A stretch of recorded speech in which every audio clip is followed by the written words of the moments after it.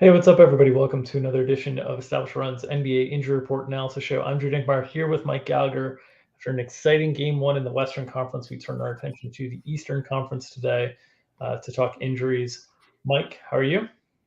Doing great. Fun game yesterday. Happy the Nuggets pulled it out.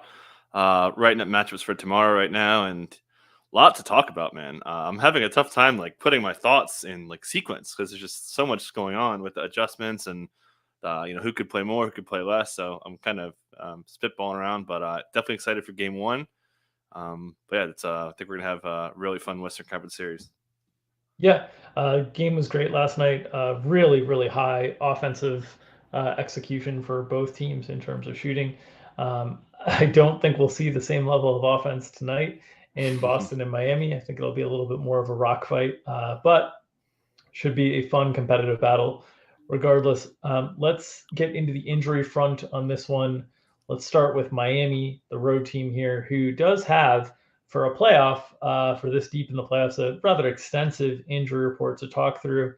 Out Tyler Hero and Victor Oladipo. Victor Oladipo is out for the remainder of the playoffs. Tyler Hero, we kind of joked he was out for the rest of the playoffs when they were playing Milwaukee, but the timeline does allow the potential return for the NBA Finals.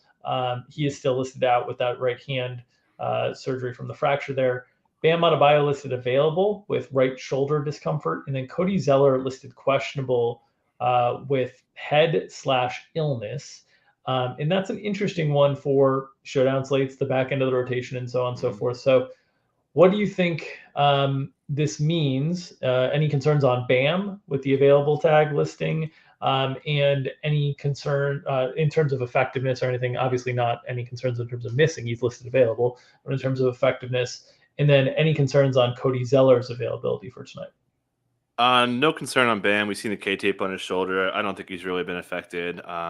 He'll be affected by Jason Tatum a lot, which we can talk about. Cody Zeller, yeah, illness. We could never read those. Got listed yesterday, pretty early. He was dealing with it as well, so maybe he's back. I would kind of lean he's back, but we never know. I mean, Jamal Murray's been dealing with this illness. We could talk about him since we're skipping tomorrow. But yeah, I don't think I think he's going to play. But if not, that gets really interesting. And the guy that would benefit most, in my opinion, would be Haywood Highsmith. We've seen Haywood Highsmith pick up the Tatum primary matchup in 2 games. Some of that was because of injuries, but the fact that he was the Jason primary in 2 of the 4 games is very interesting.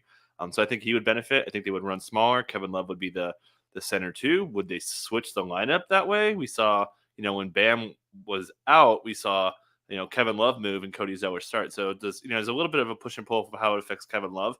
It definitely adds to his ceiling because if he does pick up those non-center minutes on top of his starting role, maybe he's looking at mid 20s as a high end here. He hasn't been playing very well, been missing a lot of shots, but actually has been missing a ton of really good looks. He only had 1 game with a catch and shoot uh, make in the last 4 games.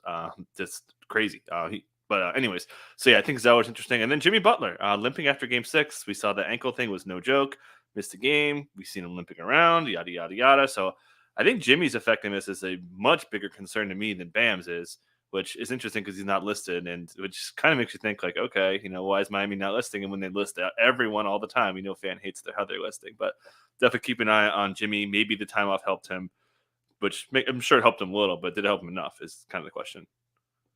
Any changes to the expected starting lineup for Miami? We have seen them make adjustments based on matchups during the course of the season, especially with that power forward spot. We know that the starters of Bam Adebayo, Jimmy Butler, That'd be wrong. Gabe Vincent, and Max Strus seem very, very locked in.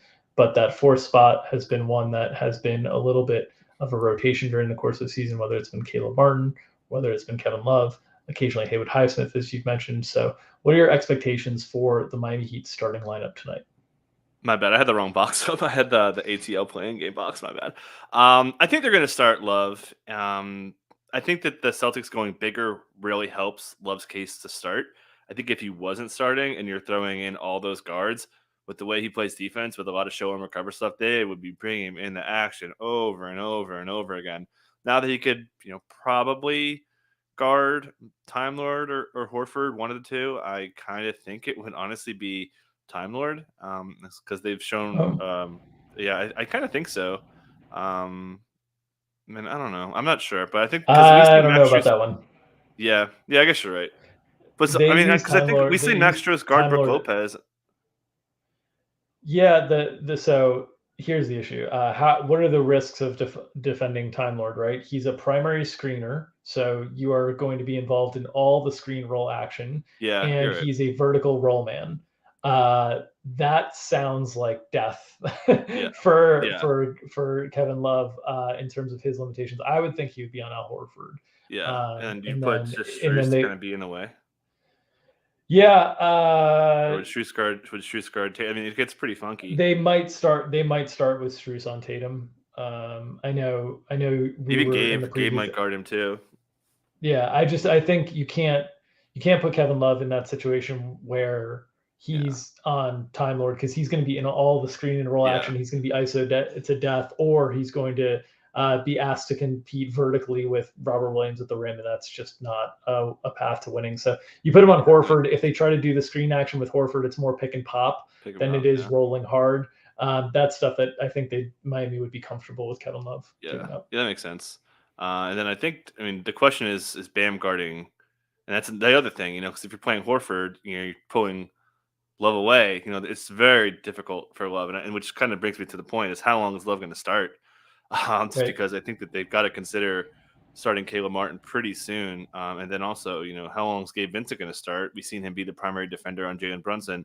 It's just a way different attack. We've seen Vincent pick up even wing scores at times. He was guarding RJ Barrett a bunch early in the New York series. So there are a lot of questions to be answered. I think you're right with the Love on Horford stuff, but it's going to be really messy. But yeah, and I think Caleb plays a bunch. I think he's a candidate to start the second half early if things get ugly. But Yeah. we know Spoelstra is not afraid to shake things up. Definitely think they're going to start the same way with Gabe Struess, Jimmy Love, and Bam. But it's dicey. There's a lot of like their players who are risking losing minutes. There's a lot of players. Love, Vincent, Duncan, um, maybe Zeller. Maybe they want to play Highsmith just to bring another wing defender in there because they need wing defense so bad. They've got nobody. They're using their center as a wing defender. They're using their best offensive player as a wing defender. And then they got Caleb Martin. That's it. So it's just like really tough for this matchup, which is kind of why I'm pretty bullish on Boston in the series. For sure. Miami, they got a Milwaukee team without 2.5 games of Giannis Antetokounmpo, and a Milwaukee team with Giannis from an athletic perspective is way different than a Milwaukee team without Giannis. And Mm-hmm. then they got a Knicks team that, from like an athletic perspective, in terms of guys that are jumping out the gym and different things like that, not a lot of threats Mm-hmm. from just a pure you know, lace them up at the combine and do athletic drills. The Celtics have a lot of those guys with Tatum, with Jalen Brown, with Robert Williams, who have a lot of verticality and a lot of lateral quickness. And Miami does not have a lot of guys that defend those great. They've got Mm-hmm. Jimmy, they've got Bam, and then they're lacking. Caleb Martin is the next best guy by a mile. Strus is passable, and then everybody else is a little bit of a question mark. Mm-hmm. At this stage of their career. Kyle Lowry obviously was a very good defender for most of his career. He's still a very good positional defender. He can still draw charges. Yep. He's got a good solid low base, so he can still handle on the block. But the verticality, the lateral agility that Boston brings to the table is going to be a new challenge than what Miami has faced to this point, which could mean more changes to the rotations than what we've seen so far, Yeah. as Mike is alluding to.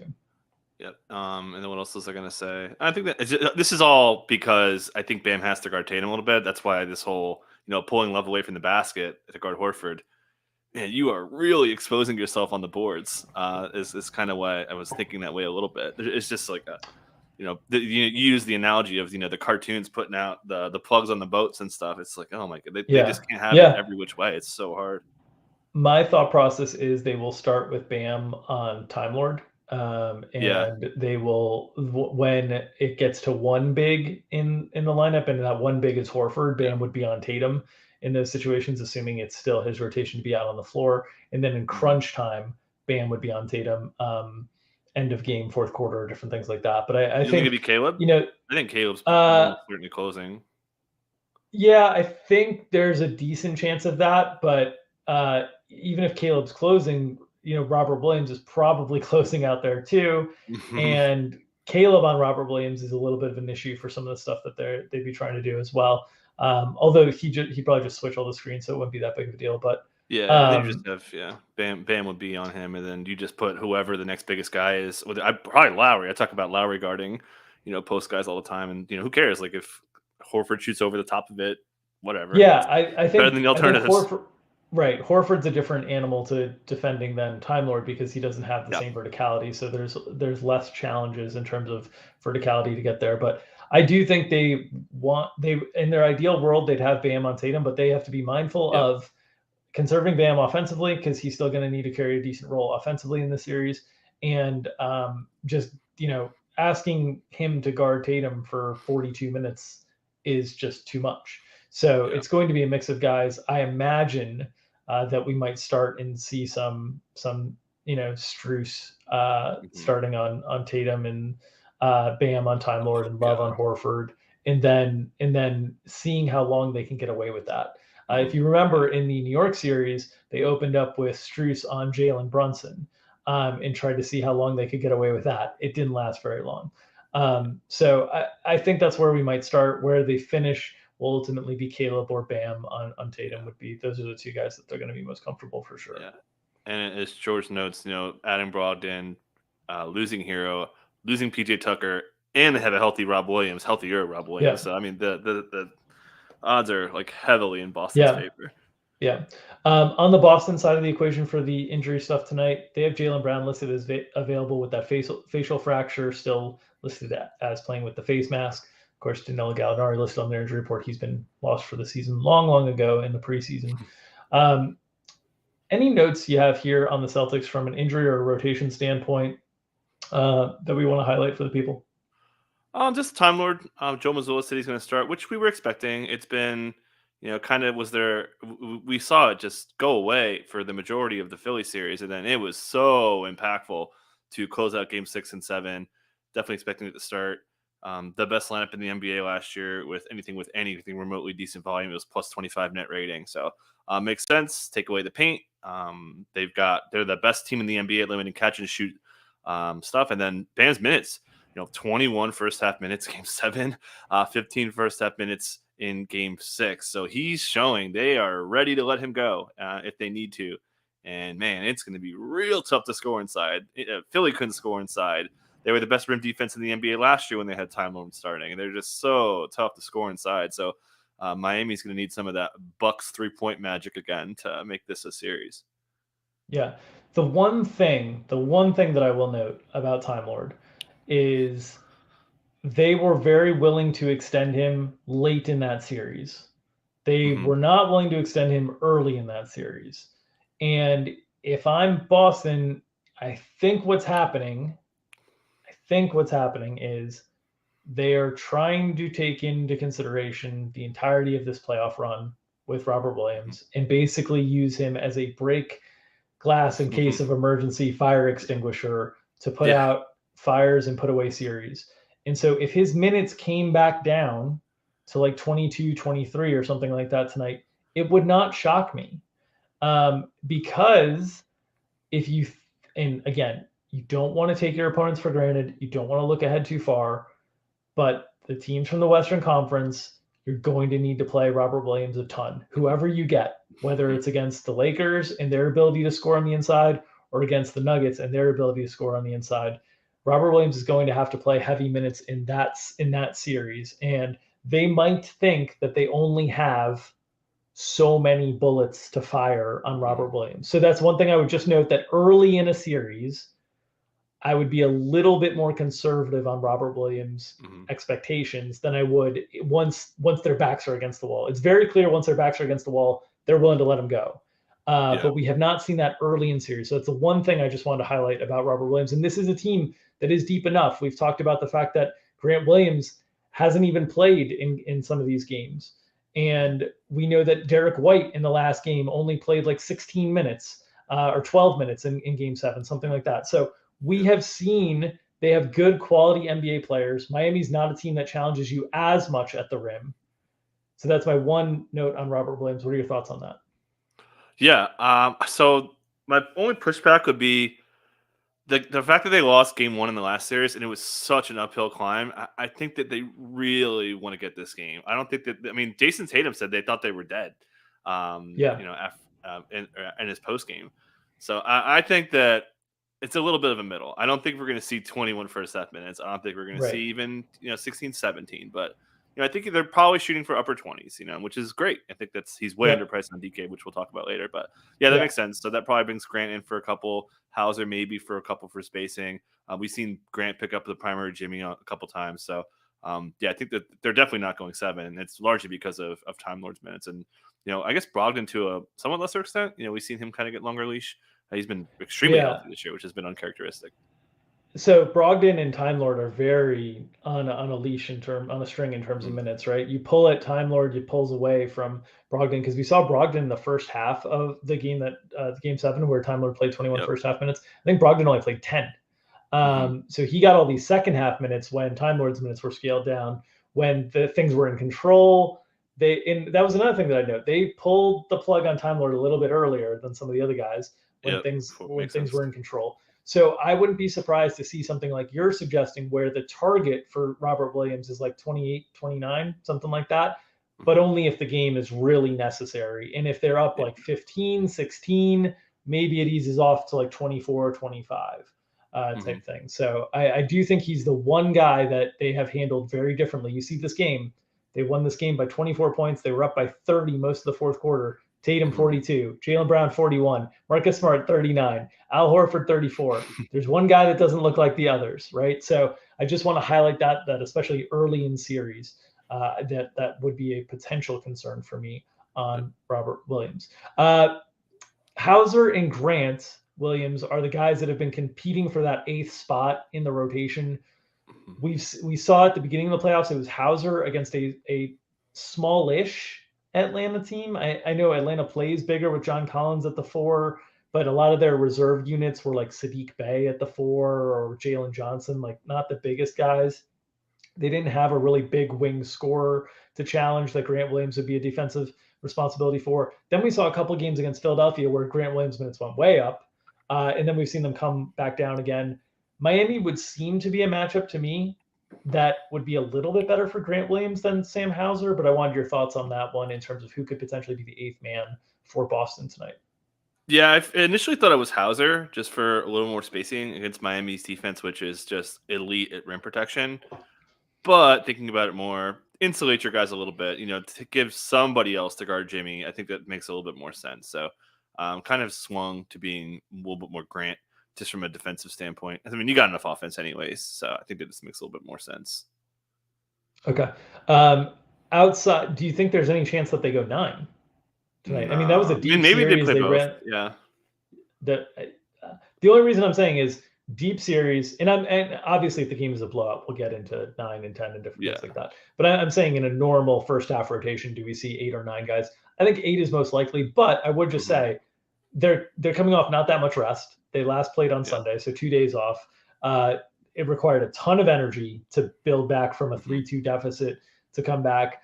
If they extended it out a little bit in game 1, it wouldn't shock me, is the one thing that I'd say. So I think there's a chance that both Grant and Hauser could play, but I think it's more likely that we see just one of them and we see Derek White's minutes go back up as a way to take pressure off of the other guys who played heavier minutes in game 6 and 7.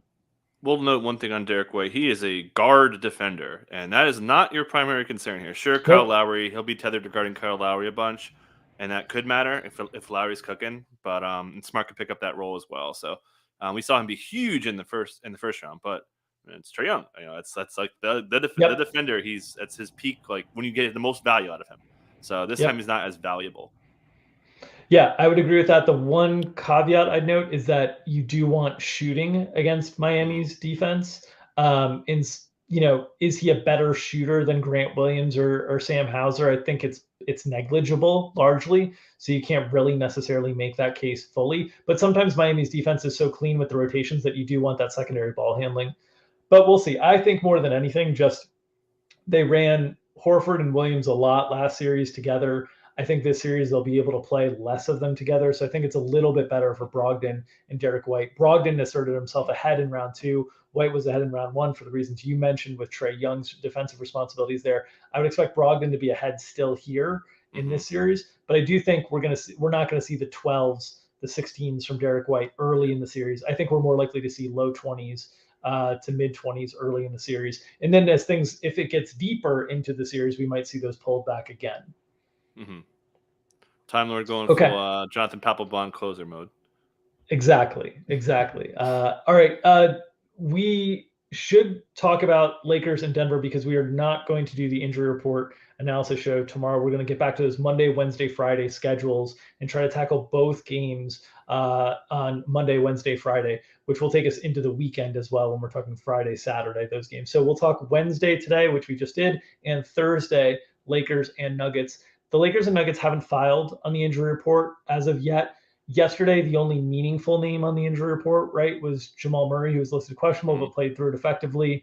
I don't think we have any sort of injury concerns for either of these teams, but certainly they're already this game felt like a game five in terms of Yeah. rotation tightness, in terms of adjustments that were being made in game. It felt much later series than early series. Generally, there's a feeling out period. It felt like there was a ton of feeling out in game one between these two teams. Mm-hmm. So, are there any injury concerns that you have about either team? I don't expect we'll see Mo Bamba listed available anytime soon. Even if he Yeah. was, I don't think that they'd go there. What are your thoughts on from an injury slash rotation perspective for Denver in the Lakers game two? Yeah, Jamal Murray. He's sick. He's not fake Q. He talked about it after the game that he's not feeling well. He has an ear infection. Get this man some bubblegum medicine. But yeah, it's affecting him, and he was man. You and I we'll probably save a lot of the X's and O's stuff on the pod tomorrow. But man, they were going at him in the fourth, and LeBron's ball handling was just like, okay, let's get Jamal in action every single play, and it's kind of why they made the comeback. But there's that. MPJ also said that most of the guys are going through something. Mike Malone's also coming through illness. There was a report, last week that a couple of guys are dealing with some illness, but Jamal definitely has it the worst. Hopefully, he doesn't pass it to anybody else. Yeah, that's definitely. I'm expecting Jamal to definitely get the Q tag tomorrow. Yeah. All right. And then in terms of rotation notes, um, I don't think there will be any changes to the Denver Nuggets starting lineup, but I think there are certainly the potential for Mm-hmm. changes to the Los Angeles Lakers starting lineup. So why don't you walk us through what the potential options there for the Lakers? So the question is Rui Hachimura, right? He more or less changed the game. You can make a case Jokic was doing so much work. He could have gotten tired. Maybe he wasn't ready for it, blah, blah, blah, blah, blah. But that change was very, very, very, very good. So does he start or is he coming early? That's the first question. I think one of the two is definitely true. Like he's either going to be starting or he's going to be probably the first sub and probably early one, probably like 8 minutes, 9 minutes. Based on Darvingham's comments, I think he wants to start small again. He could be lying, which definitely makes sense, but he said that it wasn't really a size thing that was affecting him. It was more of like an effort and positional thing that they were kind of getting like outworked, which they were. But he didn't like blame the size thing. So that again, maybe he's lying. And if he's lying, who's pulling out? There's two quite clear candidates. It's D'Angelo Russell, who was somehow a minus 25 in a 6 point game. To just hands down the worst player on the court. Aaron Gordon was pretty bad too. We could talk about, or we'll save that for tomorrow. But I don't think that they would pull D'Lo that quick. That would be a gut punch to D'Lo. So I think it's probably Schroeder, which I honestly wouldn't do. But D'Lo looks so bad. But pulling him out, you're really, really putting yourself in a box. So I kind of lean they start the same way and just bring Rui in really early. Maybe LeBron guards Jokic or something like that. But I think that it was pretty clear that they don't want to put AD on him. And then Denver's got to change how they use Aaron Gordon. Aaron Gordon got some off-ball screen, wasn't really on-ball screening too much, which has to change. We saw that was the Warriors' main adjustment. It's like, okay, let's bring AD in the Yeah. action, pull him away from so that's going to be happening. We didn't see a lot of that, which I'm definitely Yeah, expecting more of. those are really easy, straightforward adjustments though. I would be Yeah. shocked if Mike Malone and the Denver coaching staff isn't aware that they just can't have Aaron Right. Gordon sink in the dunker spot and just hang out there, that they need to either have Aaron Gordon spaced out more to really put pressure on Anthony Davis, which would open up open shots for him, or use him as a screener on dribble handoffs and different things like that. That's a little bit less of Denver's natural offense. So those adjustments, which I've seen a lot of people floating around, I think are less likely to happen than what you just mentioned, which is just bring him on as the on-ball screener. He has plenty of experience as being the roll man to the basket, and even in potential short roll situations, making plays from that position. And that brings AD away from the basket. Also opens up some of the ability for Jokic to then make plays. So basically running pick and rolls with Jokic and Gordon as the screener, then that allows Jokic to be able to find corner shooters that would be the likes of KCP, Michael Porter Jr., Jamal Murray, if the Lakers are overly helpful on Aaron Gordon attacking the rim as the roll man. That seems like a very clear, easy adjustment that is very comfortable within what Denver normally does. There's other adjustments that Denver can make in terms of just where Gordon stays on the floor, in terms of just not standing in the dunker spot where AD gets to just sit in the paint and disrupt things. So I definitely think there will be changes there. There's that these changes could influence Aaron Gordon's playing time in the sense that we could see Bruce Brown pick up more of those minutes than Aaron Gordon. But I honestly don't think Anthony Davis, or however the Lakers would defend, would treat Bruce Brown any differently than Aaron Gordon. Right. It's not like Bruce Brown is a lights out 3-point shooter. He's not as good in terms of a playmaker attacking the rim. He's very good at being decisive attacking the rim, but he doesn't have size to attack in the same way that Gordon does. So there's a little bit of risk to Aaron Gordon playing time, but I think, and that would obviously make Michael Porter Jr. have to defend LeBron and all these other different issues that they have. But I think more likely than not, we're going to see Aaron Gordon just used differently, and Denver just pieces that they have, just use them differently. But from what we saw in game one, if either of these teams has a little bit of a shooting blip, which the Lakers had a little bit of one in the first half, the Nuggets had a little bit of one in the second half, the other team is going to run and run effectively and crush in transition. And so this is going to be a series that is going to be decided, I think, by shooting variance and then the ability to create extra possessions, which Denver did a great job of last night, winning the boards battle. I think it was 47-30. And since the playoffs have started and the Lakers have relied on AD more as a 5 than they ever have during the regular season, their team rebounding rate has cratered. It's down to 49%.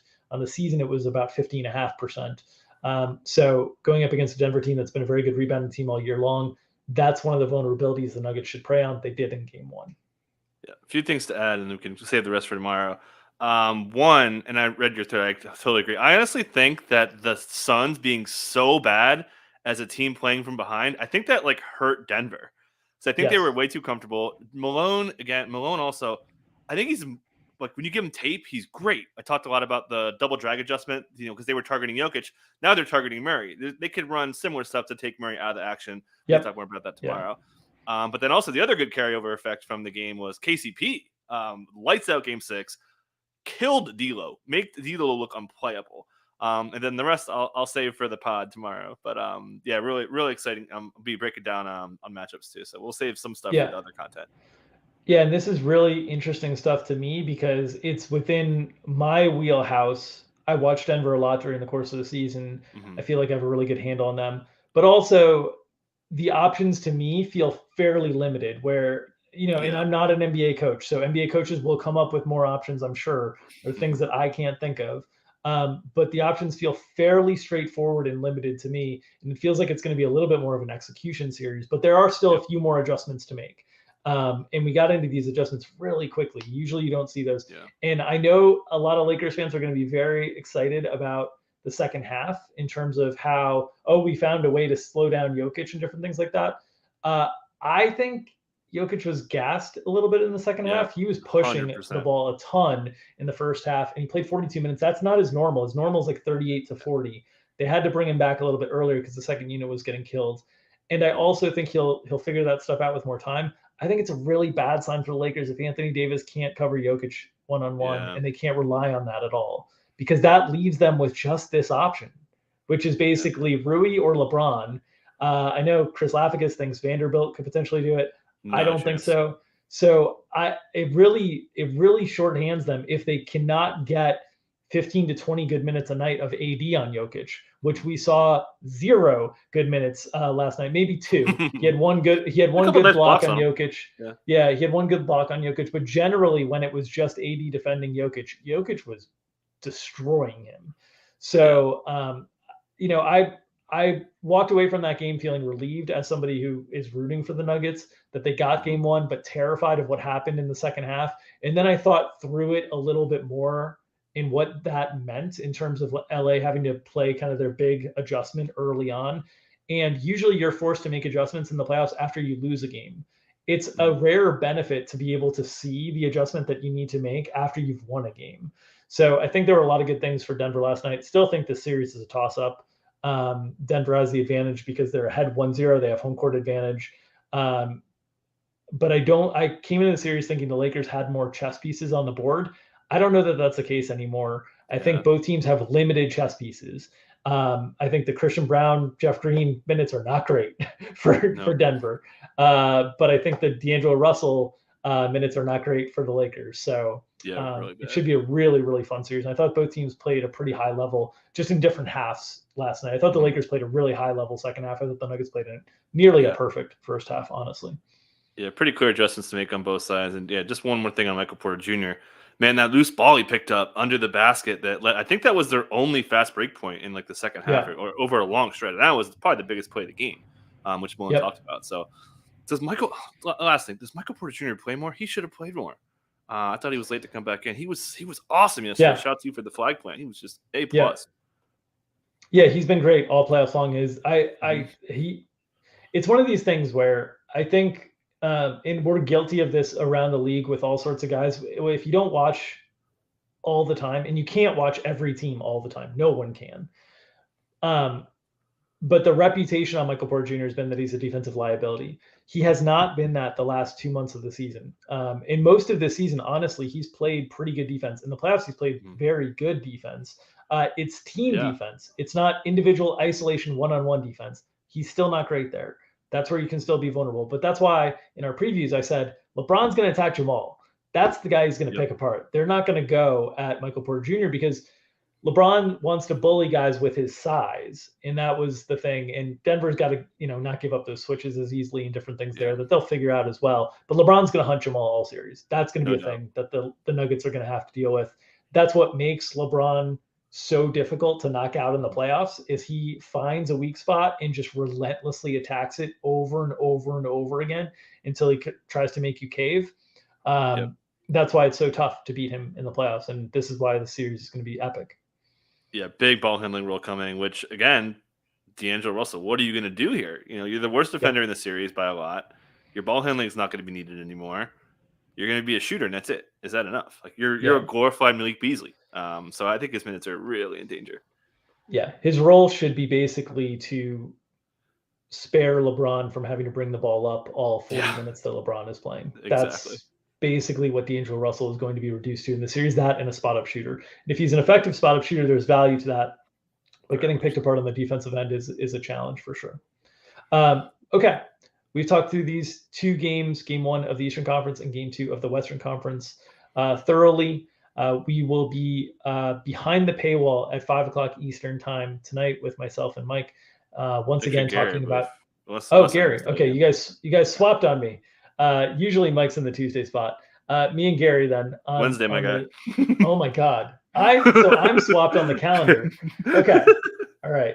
You're good. Myself on the normal Wednesday spot. Yeah. It feels like a Tuesday because the week started on Tuesday. It does. Talking through game one showdown strategy. I think we did a great job last night talking through it. The winning lineups. Some of them had Tristan Thompson. Some of them had Reggie Jackson. It was a 1K0 player, which I talked a lot about on the show being more viable in that series. We'll talk a little bit more about it in this series. The differences between the two series, which I think are wildly different from a showdown perspective in terms of where the offensive production is concentrated. So we'll talk about all of that behind the paywall at 5 o'clock Eastern. Make sure to check us out there. As always, please support the people who are supporting us. This show is brought to you by our friends at Underdog Fantasy. They have daily NBA snake drafts running for money in addition to many formats of NFL offseason best ball contests running for huge prizes, including Best Ball Mania 4 for over $15 million in cash prizes. If you're playing NBA Pick'em, in-season subscribers can use our tool to compare ETR projections to their fantasy pick'em games. If you haven't signed up for Underdog yet, use promo code ETR for a matching deposit bonus up to $100. That's promo code ETR at underdogfantasy.com. All right, we hope to see all of you behind the paywall at 5 o'clock Eastern tonight. But of course, if you are uninterested in giving us your hard-earned dollars, we do ask for your hard-earned clicks. Subscribe to this YouTube channel, get notifications whenever we go live. And of course, smash that like button. It helps feed the algorithm, which helps feed our families. We can keep feeding you the NBA injury information analysis you need to make your spread bets, prop bets, and DFS lineups. So smash that like button, feed that algo. Nom, nom, nom, nom, nom. We'll see you on Friday for another edition of Establish Run's NBA Injury Report Analysis Show. Take care, everybody.